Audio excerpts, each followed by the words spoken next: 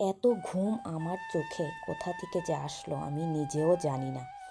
সারা দিন মনে হয় যে ঘুমিয়ে থাকি, কোনো কাজ কিছুই না করে মনে হয় যে শুধু ঘুম আর ঘুম আর ঘুম। খাওয়া দাওয়া করতেও ইচ্ছে করে না, শুধুই মনে হয় ঘুমিয়ে থাকি। সুপ্রভাত বন্ধুরা, কেমন আছো তোমরা সবাই? আশা করছি সবাই ভালো আছো, আমরাও বেশ ভালো আছি। আমি রুমা, আমার একটি ছোট্ট সংসারে তোমাদেরকে স্বাগত জানাই। আজকের বারটি বুধবার। ঘড়িতে এখন সেই 7:30 বাজে।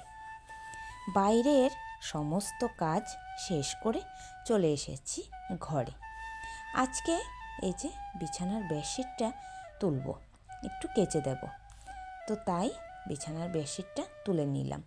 আর দেখতে পাচ্ছ তোশকটা এখন করে না, সে ওই সাইডে চলে যায়। যতই তোশকটাকে টেনে এদিকে আনি না কেন সামনের দিকে, তবু না ওই দিকে চলে যায়। তো যাই হোক, বেডশিটটাকে তুলে নিয়েছি, তুলে তারপর এখন আবার একটা নতুন বেডশিট পেতে নিচ্ছি।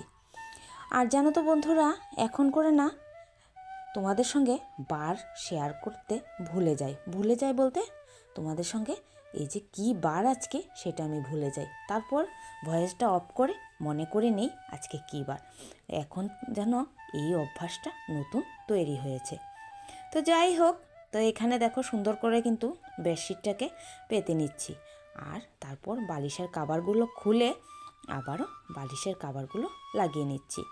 আর জানো তো বন্ধুরা, এই যে এখন ভিডিওটা একটু ঘোলাঘোলা আসছে, তো প্রথম ভেবেছিলাম যে হয়তো জানলাটা খোলা, তার জন্য ভিডিওটা ঘোলা আসছে। কিন্তু তারপর দেখতে পেলাম যে না, ভিডিওটা তার জন্য ঘোলা না, ভিডিওটা আমার ক্যামেরার অসুবিধা হয়ে আছে, তার জন্য ভিডিওটা না ঘোলা ঘোলা লাগছিল। তো এই যে দেখো, তারপর এই যে ক্যামেরাটাকে ঠিক করলাম একটু মুছে টুছে, তারপর এই যে এখন দেখো ভিডিওটা ঠিক আসছে। তারপর এই যে বিছানার বেডশিট পেতে নিয়েছি, কিন্তু দেখো ভুলে গিয়েছি এই যে খাটটাকে একটু মোছার জন্য। তারপর এই যে একটু খাটের যে ওই সাইডটা চোড়াটা আছে সেটাকে একটু মুছে নিচ্ছি। প্রথমে ভেবেছিলাম এটা করব, কিন্তু ওই যে ভুলে গেলাম বেডশিট টেডশিট পেতে। তারপর না মনে হয়েছে যে আরে আমি তো ওই জায়গাটা মুছিনি। আর এখন তো এত পরিমাণে ধুলো, একদিন দুদিন বাদে যদি তুমি এগুলো না মুছো না, তাহলে মানে একদম বিতিকিচ্ছা অবস্থা হয়ে যায়।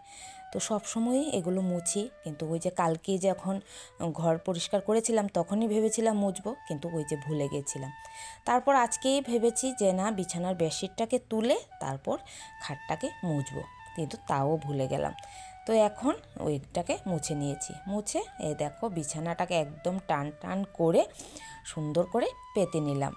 তারপর এই দেখো আজকে কিছুটা কাপড় ধোবো। তো কালকে তো কিছু কাপড় বার করে রেখেছিলাম, তোমরা তো দেখতেই পেলে, আর তোমাদের সঙ্গে তো কালকেই শেয়ার করেছিলাম।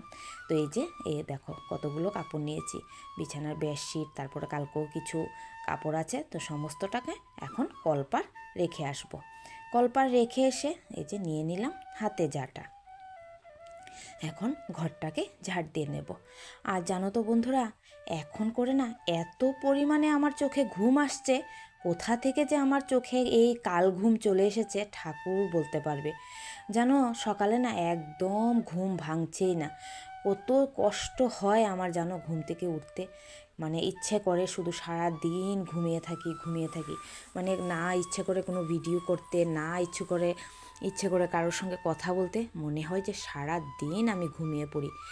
মানে এত চোখে ঘুম আসছে, তো জানি না কেন এত মানে ঘুম যে আসছে কোথা থেকে আমার চোখে, এক ঠাকুরই বলতে পারে।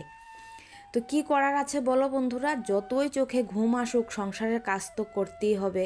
এবার তোমার ঘুমিয়ে থাকলে চলবে না, কষ্ট করে হলেও সংসারের কাজগুলো পাই টু পাই করতেই হবে।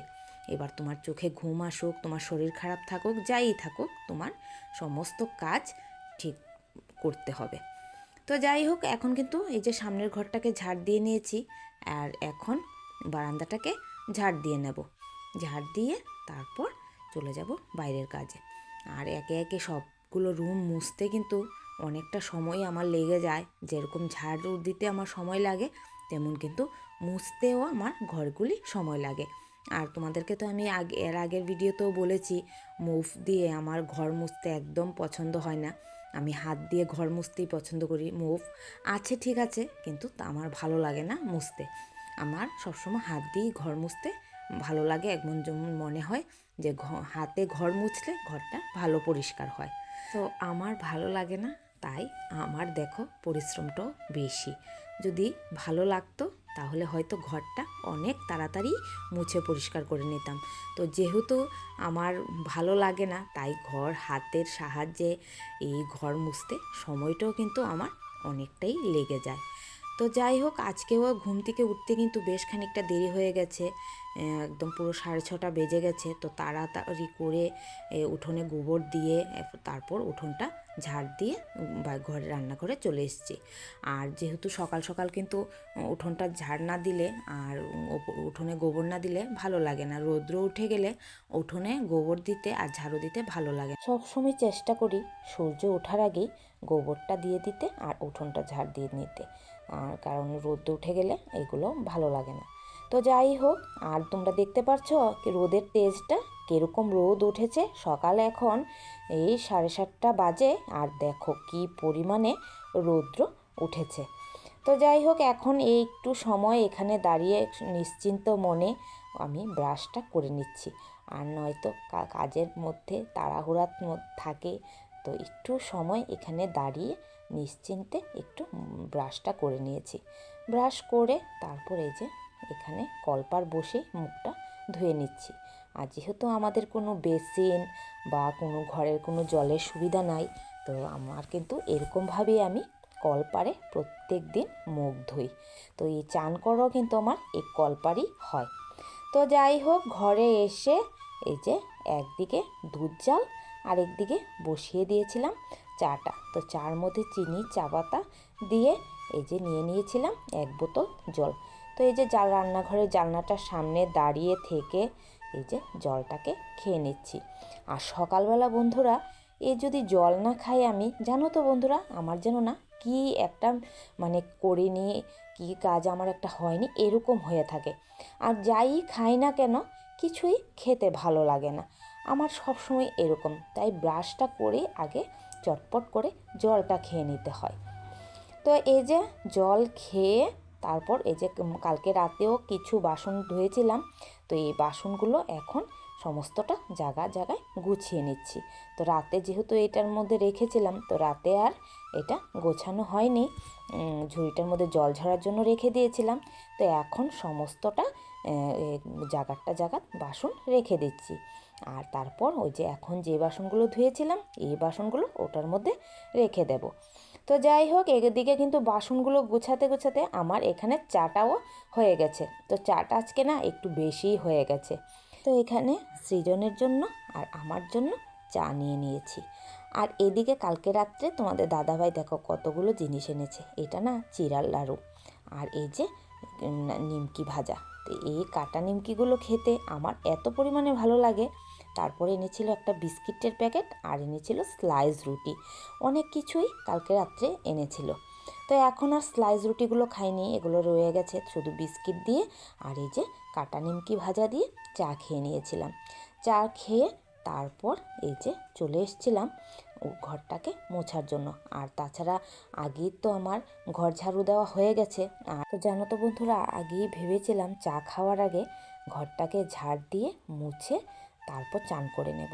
তো দেখি সৃজন উঠে পড়েছে। ও বলছে, মা আমার প্রচণ্ড খিদে পেয়েছে, আমাকে কিছু খেতে দাও। তো তাই আর ঘরটাকে মুছে নিই। তো তাই আগে প্রথমে চা বানিয়ে নিয়েছিলাম, তো ওকেও চা দিয়ে দিয়েছিলাম, আমিও চা খেয়ে নিয়েছি। তো খেয়ে খাওয়া দাওয়া শেষ করে এই যে তারপর আসলাম বাকি কাজগুলো করতে। আর তারপর একে একে সমস্ত ঘর মুছে নিয়েছিলাম।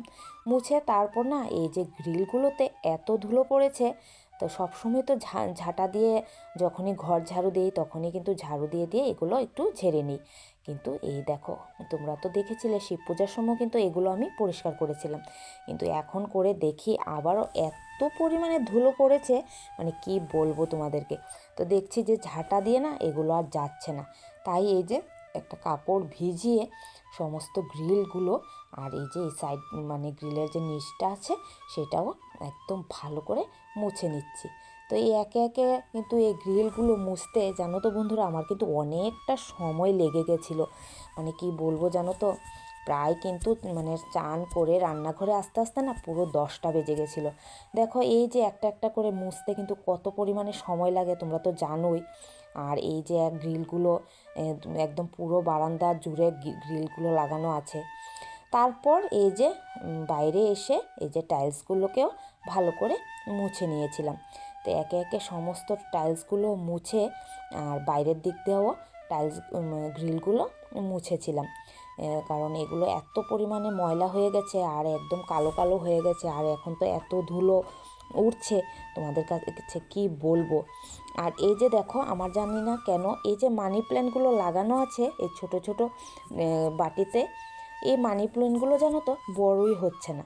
আমি প্রত্যেক দিন জল দিচ্ছি, তারপর মাটিটাকে চেঞ্জ করে দিয়েছি, তারপরও জানি না কেন বড়ই হচ্ছে না, এই ছোট ছোট হয়ে আছে। অনেকের বাড়িতেই দেখি জানো তো বন্ধুরা কি সুন্দর করে মানি প্ল্যান্ট হয়ে আছে, মানে দেখে না মানে এত ভালো লাগে। আমিও এরকমভাবে লাগিয়েছি কিন্তু আমার মানি প্ল্যান্টগুলো বড়ই হচ্ছে না, জানি না কেন। তো এই যে আমি কিন্তু চান শেষ করে রান্নাবান্নাটাও শেষ করে নিয়েছি, তো তোমাদের সঙ্গে আর কিছুই ভিডিও শেয়ার করতে পারলাম না। তো এই যে কালকের তরকারিগুলো দেখিয়ে দিয়েছি, দেখো কালকের কিন্তু তরকারি রয়ে গেছে।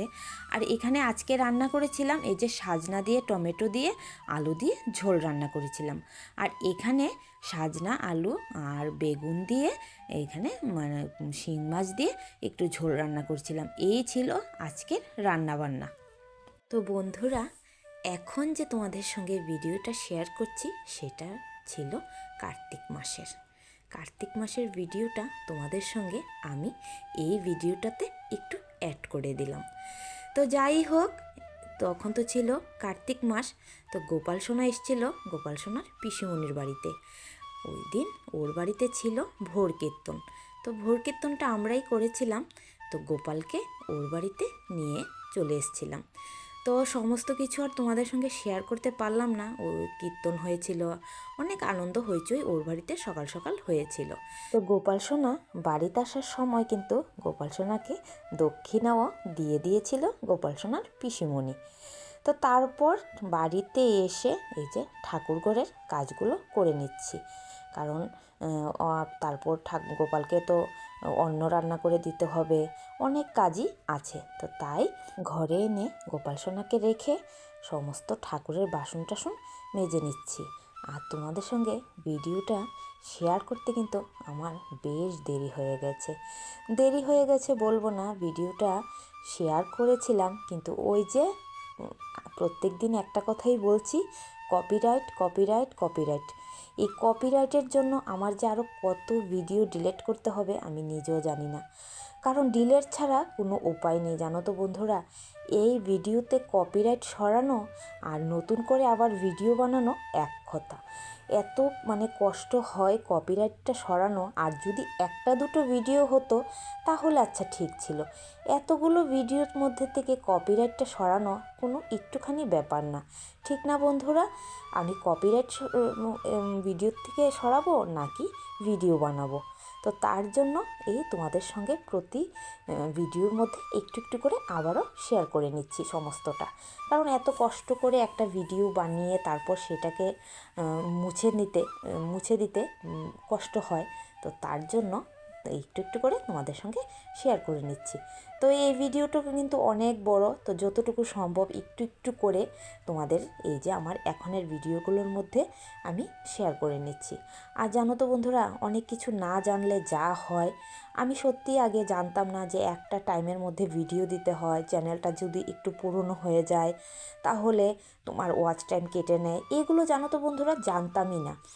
ওই যে মানুষে যে বলে ওছুট গেলে পথ চেনে, তো ওই আমার সঙ্গেও তাই হলো, আস্তে আস্তে সব কিছুই এখন শিখে যাচ্ছি।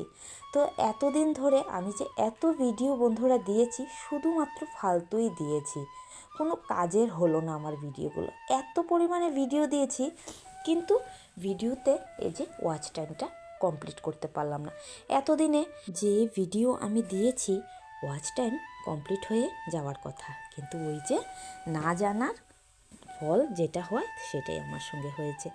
মানে সত্যি আমি এখন ভাবি এত পরিশ্রম এত দিন আমি এই ইউটিউব চ্যানেলটার মধ্যে দিয়েছি, মানে সত্যি যদি জানতাম এতদিনে কিন্তু অনেকটা সফলতা আমার হয়ে যেত, কিন্তু ওই যে না জানার কারণে সফলতাটা আর পেলাম না। এতদিন এত ভিডিও দিয়েছি কিন্তু ওই যে সময় মতন ভিডিও দেয়নি, বা মানে যা যে একটা ইউটিউব চ্যানেলের একটা যা করার আছে মানে কিছুই আমি করিনি।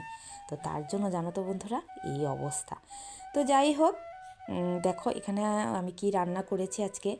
পুঁটি মাছ রান্না করেছি। পুঁটি মাছের ঝোলটা জানো তো বন্ধুরা এত টেস্টি হয়েছিল খেতে। তো এখানে কিন্তু ভয়েস টয়েস সমস্ত কিছু আমি অফ করে দিয়েছি, কারণ এই যে ভিডিওটাতে কপিরাইট এসছে, কোন জায়গাতে যে কপিরাইট এসছিল এই ভিডিওটার সেটাই আমি জানি না। তো তার জন্য মানে সমস্ত সাউন্ডটাই আমি এই ভিডিওটার অফ করে দিয়েছি, কারণ যদি কোনো মানে জায়গাতে আমি সাউন্ডটা দিতে যাই তাহলে যদি আবারও ভিডিওটাতে মধ্যে কপিরাইট আসে, তো তার জন্য পুরো ভিডিওটাতে মধ্যেই আমি সাউন্ডটা অফ করে দিয়ে আবারও নতুন করে ভয়েস দিয়েছি, নতুন করে মিউজিক দিয়েছি। ওই যে একবার যদি কোনো কিছু হয় তো সেই ভয়টা কিন্তু কাটানো অনেকটা কষ্ট, ঠিক না বন্ধুরা? তো যাই হোক, তো এই যে এখন কিন্তু চান টান করে চলে এসেছি। তো চান করে এসে তো গোপালকেও কিন্তু আমার সেবা দেওয়া হয়ে গেছে, যেহেতু এতটা তাড়াহুড়ার মধ্যে ছিলাম আর 12টাও বেজে যাচ্ছিল, তো তার জন্য আর মানে কিছুই তোমাদের সঙ্গে শেয়ার করলাম না। তো এই যে গোপালকে ভোগ লাগিয়ে তারপর তোমাদের সামনে ক্যামেরাটা ধরলাম। তো এই দেখো গোপাল সোনাকে আজকে কি করে দিয়েছিলাম খিচুড়ি। গোপাল সোনাকে খিচুড়িটা দিয়েছি, কারণ খিচুড়িটা বানাতে অনেকটা সোজা, তার জন্য ঝটপট করে খিচুড়ি বানিয়ে নিয়েছি। আর ওই দিন আমার দুপুরের খাবার ছিল খিচুড়ি খেয়েই ওই দিন আমার দিনটা কেটেছিল, আর ভাতটা কিছুই খাওয়া হয়নি। তো চলো খাওয়া দাওয়াটা শেষ করি, কারণ অনেকটা বেলা হয়ে গেছে। তো এই যে বন্ধুরা এখন কিন্তু আমি তোমাদের সঙ্গে সন্ধ্যার সময় দেখা করছিলাম, কারণ ওই দিন ছিল আমাদের কালী পুজোর দশমী। কালী পুজোর 5 দিন পর আমাদের এখানে দশমী হচ্ছিল, পুরো 5 দিন পর। তো তার জন্য এখন রেডি হয়ে পড়েছি কালী পুজোর দশমীতে যাব বলে। আর জানো তো বন্ধুরা দশমীতে যাওয়ার একটাই কারণ, আর এখানে গোপাল সোনাকেও রেডি করে নিচ্ছি, গোপাল সোনাকে নিয়ে যাব, কারণ ওখানে আজকে যে আমাদের যে দশমীটা হচ্ছে সেটা না একটা কীর্তনের মাধ্যমে দশমীটা হবে। এই যে জগন্নাথ বাড়ি থেকে মানে লোক এসেছে, যেটাকে কি বলে আমি ভুলে গেছি, অনেক দিন পুরনো তো তাই ভুলে গেছি। তো তারা এসছে, তো এই যে আমাদের এই যে কালী পুজোর দশমীটা কীর্তনের মাধ্যমে হবে। তো তাই গোপাল সোনাকে রেডি করে নিচ্ছি, কারণ কীর্তন শুনতে তো আমার গোপাল সোনা খুব ভালোবাসে। তো তাই গোপাল সোনাকে কীর্তন যদি না শোনাই, কীর্তনে যদি না নিয়ে যাই, তাহলে তো আমার গোপাল সোনা খুব রাগ করবে। তাই গোপাল সোনাকে ভারী একটা শীতের জামা পরিয়ে নিচ্ছি, কারণ ঠান্ডা লেগে যাওয়ার ভয় থাকে। তার যেহেতু এখন কার্তিক মাস, বেশ খানিকটা ঠান্ডা ঠান্ডা, তো তার জন্য এখানে গোপাল সোনাকে একটা সোয়েটার পরিয়ে রেডি হয়ে বেরিয়ে পড়েছি। তো সবাই কিন্তু দেখতে পেলে রাস্তাতে দাঁড়িয়েছিল আমার জন্য, তো আমি আসা মাত্রই সবাই মিলে এই যে চলে এসেছি আমাদের পাড়ার কালী পুজোর দশমীতে। তো এসে এই যে এখানে কিছুক্ষণ দাঁড়িয়েছি আমরা, বেশ কিছু ফটোও তুলে এই যে মাকে গাড়িতে তোলা হলো। দেখো মায়ের মূর্তিটা কত সুন্দর ছিল, দেখতে পাচ্ছ তোমরা, মানে কি বলবো, আর এত বড় ছিল মায়ের মূর্তি, মানে কি বলবো তোমাদেরকে। তো যাই হোক, এই যে মাকে নিয়ে কিন্তু রাস্তাতে তোলা হচ্ছে, বলতে আমাদের বড় যে রাস্তা সেই রাস্তাতে মাকে তোলা হচ্ছে।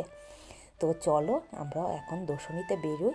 এই যে দেখো কীর্তন কিন্তু এখানে শুরু হয়ে গেছে। জানো তো বন্ধুরা এত সুন্দর কীর্তন হয়েছে তোমাদেরকে কি বলবো, আমি যদি সাউন্ডটা দিয়ে তোমাদেরকে শোনাতে পারতাম তাহলে তোমরা বুঝতে পারতে। মানে এত ভালো লেগেছে, সারা রাস্তা আমরা কিন্তু খুব আনন্দ হইচই করে কাটিয়েছি। মানে কি বলবো, এই যে মানে কীর্তনের যে একটা দশমী, মানে সেটা না বোঝাই যায়নি। মানে যারা এসছিল মানে এই যে জগন্নাথ মন্দির থেকে, তারাও খুব আনন্দ পেয়ে গেছে। এবং জানো তো বন্ধুরা, আমরাও না খুব আনন্দ করেছি। মানে কীর্তনের মধ্যে এত নাচ গান হই চই, মানে কি বলবো, মানে খুব ভালো লেগেছে। তো দেখো তোমরা, এই যে ওরা সবাই কিন্তু এসছে জগন্নাথ মন্দির থেকে। তো ওরা ছিল সামনে, আর এই যে পেছন পেছন আমরা সবাই মিলে ছুটছি। অনেক মানুষ ছিল। আর জানো তো বন্ধুরা, আরও অনেক মানুষ ছিল। তো যেহেতু দশমীটা একটু দেরি হয়ে গেছে শুরু করতে করতে, প্রায় 9টা বেজে গিয়েছিল, তো তার জন্য না মানুষ অনেকটা কমে গেছে। আর জানো তো বন্ধুরা, প্রথম যখন মানে কীর্তন যে দশমীটা শুরু হয়েছিল, তখন প্রচুর মানুষ ছিল। মানে আস্তে আস্তে যেহেতু রাত্র হয়ে যাচ্ছিল, তো অনেকে বাড়ি ঘরে চলে গেছে। আর যদি একটু সন্ধ্যার দিকে মানে দশমীটা শুরু হতো, তাহলে মানুষের না মেলা লেগে যেত। মানে এত ভালো হয়েছিল, মানে ডিজে, তারপর ঢাক ঢোল, মানে সমস্ত কিছুকে জানো তো বন্ধুরা ফেল করে দিয়েছে এই দশমীটা, এই কীর্তনের দশমীটা। মানে তোমাদেরকে যদি তোমরা সামনে সামনে শুনতে পারতে বা দেখতে পারতে, তাহলে হয়তো বুঝতে পারতে যে আমি কতটুকু মানে ঠিক বললাম কি না ভুল বললাম। মানে এত ভালো লেগেছে। সবাই কিন্তু আমরা লাল পাড়ে শাড়ি পরেছিলাম সবাই মিলে। মানে কি বলবো, খুবই আনন্দ হইচই করে আমরা এই দশমীটা কাটিয়েছি। মানে সত্যি মানে সবসময় না মনে থাকবে এরকম একটা দশমীর কথা। আর এই যে সবাই মিলে কিন্তু খুব আনন্দ করছি, তো তোমাদের সঙ্গ একটু শেয়ার করছি। তোমরা দেখো কেমন, মানে সবাই কতটুকু আনন্দ করেছে। তোমরা এই ভিডিওটা দেখলেই বলতে পারবে যে সবাই কতটুকু আনন্দ করেছি। তো চলো বন্ধুরা, এবার তো বাড়িতে যেতে হয়, কীর্তন শেষ। তো চলো ভিডিওটা শেষ করলাম। ভিডিওটা কেমন লাগলো অবশ্যই কমেন্টে জানিও।